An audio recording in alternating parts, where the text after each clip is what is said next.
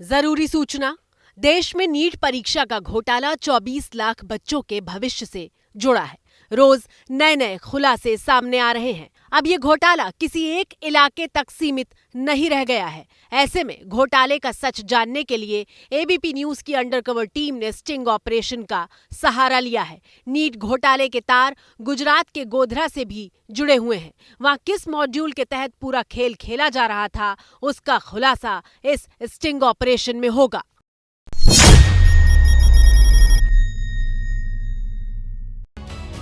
भारत की बात में आप देख रहे हैं नीट घोटाले की डर्टी फाइल्स। आप देख रहे हैं कि कैसे 24 लाख बच्चों के भविष्य को दांव पर लगाने वाले घोटाले के तार सिर्फ एक राज्य में नहीं बल्कि देश के अलग अलग हिस्सों में फैले हुए थे। नीट की डर्टी फाइल्स का बिहार, झारखंड और महाराष्ट्र चैप्टर आप देख चुके हैं। अब बारी है गुजरात में नीट घोटाले के गोधरा चैप्टर की। आपने देखा कि कैसे बिहार में छात्रों से पहले डील हो रही थी, लेकिन गोधरा मॉड्यूल बिल्कुल अलग था। गोधरा मॉड्यूल में बच्चों को आंसर शीट खाली छोड़ने के लिए कहा गया था। बिहार में उन्हें एक घर में लाकर लीक पेपर रटवाया जा रहा था, जबकि गोधरा मॉड्यूल में सिर्फ वो ही आंसर टिक करने थे जितने उन्हें आते थे। बिहार में छात्र रटे हुए पेपर के जरिए परीक्षा देने जा रहे थे, जबकि गोधरा मॉड्यूल में बाकी के आंसर बाद में सेंटर पर भरे जाते। एबीपी न्यूज स्टिंग ऑपरेशन के जरिए आपको दिखाने जा रहा है साजिश का वो पूरा मकड़ जाल जिसके जरिए गोधरा में नीट घोटाले को अंजाम दिया जा रहा था।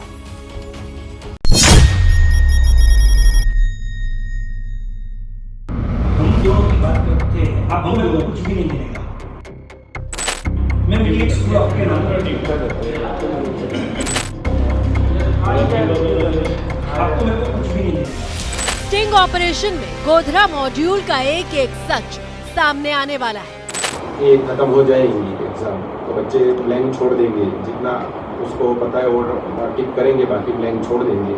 तो बाद में हम उसको जो राइट आंसर है वो भरने वाले।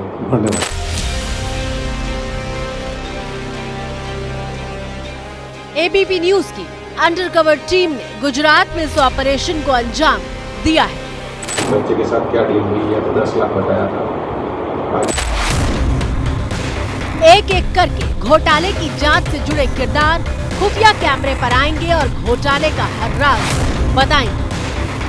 रॉय के जो मैसेज चैट से आया था उस टाइम पे, और जो पेमेंट मिला था वो आरिफ बोरा ले लिया था, ऐसा तुषार ने अपना निवेदन में भी लिखा।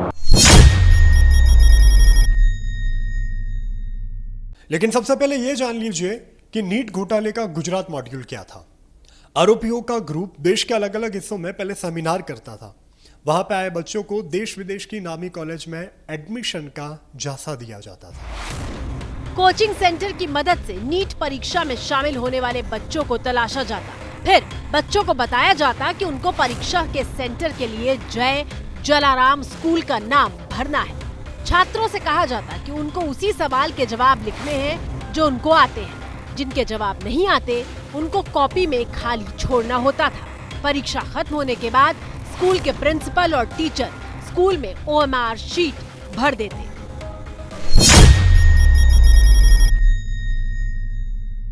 ऐसा लग रहा है कि ये मॉड्यूल बड़े लंबे समय से चल रहा था, लेकिन इस बार इनकी प्लानिंग कामयाब नहीं हो पाई। पुलिस शुरुआती जांच कर चुकी है, कई किरदारों को भी पकड़ चुकी है, लेकिन अब पूरा मामला सीबीआई ने अपने हाथ में लिया है तो और भी खुलासे हो सकते हैं। लेकिन गोधरा का यह मॉड्यूल इस बार फेल हो गया। परीक्षा तो हुई लेकिन पोल खुल गई और एक एक कर गोधरा मॉड्यूल के आरोपी पकड़े गए। पुलिस ने न सिर्फ आरोपियों को पकड़ा बल्कि सबूत के तौर पर करोड़ों के चेक और ब्लैंक चेक भी पकड़े। गिरफ्तार आरोपी के ठिकाने से 7 लाख रुपए कैश भी बरामद किए गए। पहले गोधरा मॉड्यूल के किरदारों से मिलिए, फिर इन किरदारों का रोल खुफिया कैमरे पर बेनकाब होगा।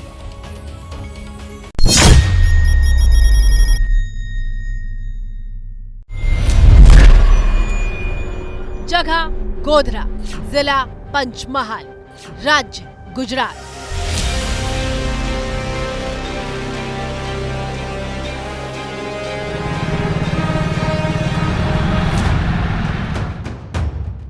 गोधरा का यही वो जय जलाराम स्कूल है जो नीट घोटाले की वजह से चर्चा में है। नीट के गोधरा मॉड्यूल का खुलासा पिछले महीने की 8 तारीख यानी 8 मई को हुआ था। पुलिस ने केस दर्ज किया और 5 लोगों को गिरफ्तार कर लिया। सबसे पहले इन 5 किरदारों के बारे में आपको बताते हैं। पहला किरदार है तुषार भट्ट, जो जलाराम स्कूल का टीचर है। परीक्षा में इसे कोऑर्डिनेटर बनाया गया था। दूसरा किरदार है परशुराम रॉय, जो वडोदरा में ओवरसीज कंसल्टिंग चला रहा था। तीसरा किरदार है विभोर आनंद, जो परशुराम के संपर्क में था और स्टूडेंट लाने के काम में लगा था। चौथा किरदार है पुरुषोत्तम शर्मा, जो जलाराम स्कूल का प्रिंसिपल है। पांचवा किरदार है आरिफ बोहरा, जो बिचौलिया था। पुलिस जांच के दौरान आरोपी तुषार भट्ट के पास से 30 स्टूडेंट की लिस्ट मिली और परशुराम के पास से 16 स्टूडेंट की लिस्ट मिली। परशुराम के पास से जो 16 स्टूडेंट की लिस्ट मिली उसमें ज्यादातर गुजरात बाहर के स्टूडेंट थे। पुलिस ने आरोपियों के पास से ब्लैंक चेक के साथ 7 लाख रुपए कैश बरामद किया है। पुलिस की जांच में खुलासा हुआ कि अभ्यर्थियों से करीब 2 करोड़ 30 लाख की रकम चेक से ली गई थी। पुलिस को 8 ब्लैंक चेक मिले हैं। पुलिस की जांच में जो बात निकल कर आ रही थी उसके मुताबिक कलेक्टर की सूचना पर पुलिस ने कार्रवाई शुरू की थी। जो जानकारी सामने आई उसके मुताबिक एक अभ्यर्थी से 10 लाख रुपए में बात तय हुई थी। जो रिकवर किया गया है उसमें तुषार भट्ट के पास से एक गाड़ी, 7 लाख रुपये पहले जो रिकवर किए गए थे, उसका मोबाइल रिकवर किया गया है। परशुराम रॉय है, उसके ऑफिस से ये जो चेक्स मैंने बोला है वो रिकवर किए गए। उसका लैपटॉप है और दूसरा इलेक्ट्रॉनिक सामान भी है, वो एफएसएल में भेजा गया है रिकवर करके। दूसरे जो भी पकड़े गए उनके भी फोन्स रिकवर किए गए। जय जलाराम स्कूल में 600 अभ्यर्थियों के लिए परीक्षा देने की व्यवस्था की गई थी। जो तुषार भट्ट नाम के व्यक्ति थे, डायरेक्टर, जो परीक्षा के लिए चुना गया था, उसको तुरंत गिरफ्तार करके प्रिंसिपल के ऑफिस में ले गए। वहां सब कुछ पूछा तो उन्होंने बात स्वीकार ली कि ये परीक्षा शुरू होने के बाद ये 6 स्टूडेंट को हम मदद करने वाले थे।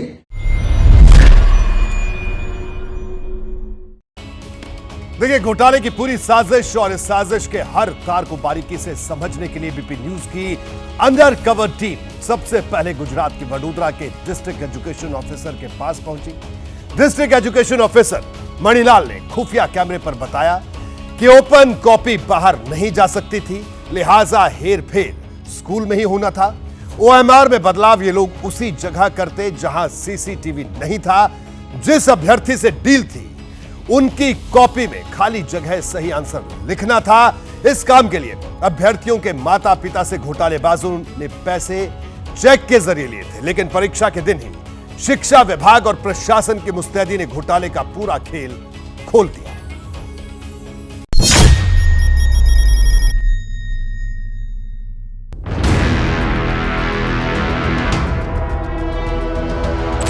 गोधरा मॉड्यूल का खुलासा करने वाला पहला किरदार वडोदरा के डिस्ट्रिक्ट एजुकेशन ऑफिसर मणिलाल। इन्हीं की शिकायत पर मुकदमा दर्ज हुआ था। डीईओ ने खुफिया कैमरे पर बताया कि कैसे जब स्कूल में रेड मारी गई तो न सिर्फ भारी मात्रा में कैश मिला बल्कि साजिश का हर तार बेनकाब हो गया। तो उसने हमको लिखित में भी हमके पंचक्यास किया है उसके साथ, इसमें भी बताया है और उसने वही बताया था कि जो ये खत्म हो जाएंगी एग्जाम तो बच्चे ब्लैंक छोड़ देंगे। मणिलाल यहाँ जिस शख्स के बयान का जिक्र कर रहे हैं वो कोई और नहीं बल्कि जलाराम स्कूल का शिक्षक तुषार भट्ट ही है, जो कि इस गोधरा मॉड्यूल का सबसे अहम किरदार है। उसके बारे में खुफिया कैमरे पर विस्तार से बता रहे हैं district education officer Manilal.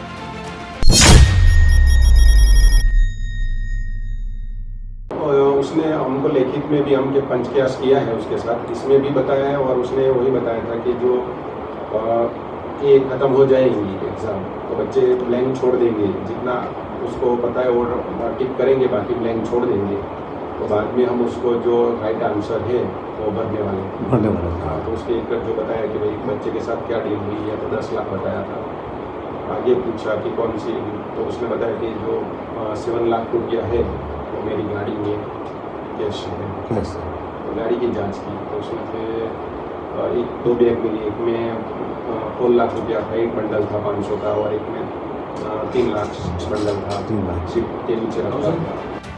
Manilal ने तुषार के बयान का जिक्र करते हुए आगे बताया कि कैसे गोधरा के इस स्कूल को सेंटर बनाकर घोटाले का पूरा खेल रचा गया था। OMR शीट वाला जो आप बता रहे हैं कि उनको वहाँ पे जो क्वेश्चंस नहीं आते थे उसको उस पर टिक नहीं करना था उनको, तो उसके बाद क्या इनकी स्ट्रैटेजी थी कि एग्ज़ाम ख़त्म हो जाएगा फिर ये क्या करने वाले थे सर? उसमें बोल रहे थे कि भाई वो OMR आएंगे, उसमें बाद में हम सही आंसर करने वाले थे। तो ये इसी स्कूल के अंदर करने वाले थे या बाहर कहीं करने वाले थे? तो लॉक तो यहाँ ही करने का था, बाहर तो जा ही नहीं सकता। तो लॉक यहीं पे होता तो यहीं पे ये चेंजेस कर देते उसमें। घोटाले के किस किरदार के पास क्या काम था, इसके बारे में भी एजेंसियों को तुषार बता चुका है और मणिलाल खुफिया कैमरे पर इसकी पुष्टि कर रहे हैं। तुषार भट्ट ही करता सर इसको काम को। यहाँ तुषार भट्ट करने वाले थे, ऐसा बताया था उसने।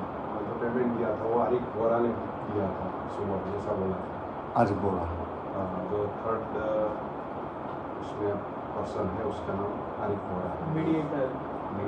बच्चों से कनेक्ट कौन था सर इनमें? उस टाइम तो लिस्ट ही मिला था, हाँ। परशुराम रॉय के जो मैसेज चैट से आया था उस टाइम पे, और जो पेमेंट मिला था वो आरिफ बोरा ने दिया था, ऐसा तुषार ने अपना निवेदन में भी लिखा।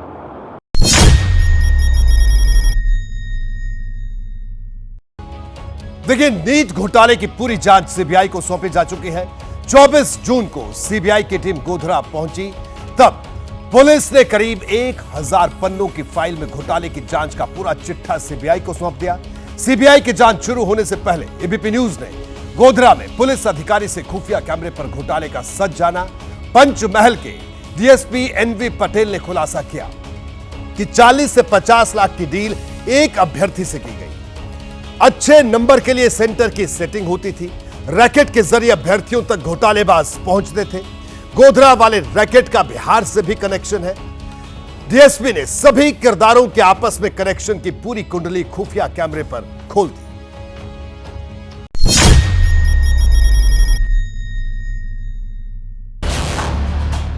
गोधरा मॉड्यूल का खुलासा करने वाला दूसरा किरदार, जांच करने वाले अधिकारी डीएसपी एनवी पटेल। गुजरात के पंचमहाल जिले की पुलिस महीने भर से इस घोटाले की कड़ियां तलाशने में जुटी थी। अब जांच सीबीआई को मिल चुकी है, लेकिन पुलिस को जांच में क्या कुछ मिला, क्या है घोटाले की पूरी चेन, इससे खुफिया कैमरे पर पर्दा उठा रहे हैं एनवी पटेल। स्टूडेंट से मिला आरिफ बोरा कनेक्ट है स्टूडेंट से, और आरिफ बोरा तुषार भट्ट के पास चेन नहीं है सर। दूसरा जो पुरुषोत्तम रॉय जो बड़ौदा का, जी जी, जो इस जगह जो चलाता है फॉरेन भेजने के लिए, जी जी, ओवरसीज का काम, ओवरसीज। ये दोनों बाहर बड़ौदा में जो सेमिनार स्टूडेंट के होते हैं एग्जाम पर, उसको जरूरत थी यहाँ भटकोजर स्कूल के अंदर स्टूडेंट लाना हायर सेकेंडरी में, वो हर गाँव में सेमिनार करता था। तो दोनों ने मिले और मुझे फॉरेन भेजना, कोई स्टूडेंट मेरे पास भेजना, तो यहाँ नीट का एग्जाम होता है, कोई है मेरे पास लाना, तो दोनों को बीच हुआ। तो उसने कुछ नंबर दिए चेकिंग करके, उसके चेक भी दिए थे 4, वो भी हमने रिकॉर्ड कर। ने जो स्टूडेंट्स के पैर वो क्या ओवरसीज के लिए वो फॉरेन या एडमिशन के लिए पैसा होगा, किसी के पास है मेडिकल में एडमिशन के 40 लाख 50 लाख 70-80 से एमओयू करता है। फिर अगर एडमिशन मिल गया तो ठीक, नहीं मिला तो इसकी कॉपी इसकी और इसकी कॉपी इसकी। जांच के दौरान जो बातें पुलिस जान चुकी थी, एनवी पटेल खुफिया कैमरे पर एक एक करके उन बातों को बता रहे थे। सेंटर की सेटिंग कैसे होती थी वो जानिए। बोल रहा था, बता रहे कि इसने पैसे वैसे लिए हुए थे, इसीलिए बोला था जो बिहार वाले बच्चे हैं या बाकी बच्चे की इसी सेंटर में अपना उसने कॉन्टेक्ट हुआ पुरुषोत्तमपुरा से, वो लेके स्टूडेंट के जो पेरेंट्स है वो आया होगा, रॉय से भी किया और रॉय से सेटिंग की भी एडमिशन कराना चाहिए और ये नीट का एग्ज़ाम है उसको पास अच्छे नंबर से आएंगे। वो नहीं समझ में आ रहा है सर कि इतने दूर से बच्चा, मतलब ऐसा क्या सिस्टम होता है कि यही सेंटर मिला उसको? नहीं, वो तो सिलेक्ट करने 3 सेंटर आते हैं, 3 लिखना है। अच्छा, मतलब वो स्टूडेंट के ऊपर है कि वो कोई भी सेंटर चूज कर सकता है। उसने यहाँ सेटिंग की तो उसने ये वाला चूज कर लिया। यहाँ कोई भी यहाँ का एड्रेस बोल देगा कहाँ गोधरा। आनंद विभोर ही वो कड़ी है जो गुजरात और बिहार के नीट कनेक्शन को जोड़ता है। डीएसपी जिस आनंद विभोर का जिक्र कर रहे हैं उसे मधुबनी से पिछले दिनों पुलिस ने गिरफ्तार किया। खुफिया कैमरे पर पुलिस ने भी इस बात की पुष्टि की कि गोधरा में घोटाले का मॉड्यूल फेक सेमिनार के जरिए ही चल रहा था।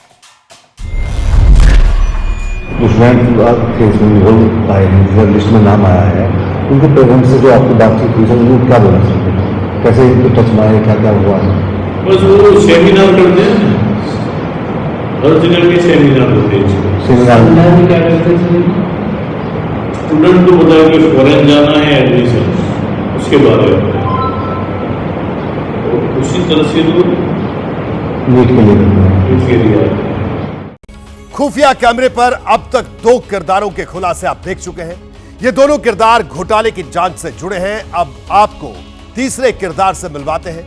ये उस स्कूल के चेयरमैन हैं जहां इस घोटाले का पूरा खेल हुआ। चेयरमैन खुफिया कैमरे पर आरोप लगा रहे हैं कि उन्हें फंसाने की साजिश की जा रही है और ऐसा राजनीतिक कारणों से हो रहा है।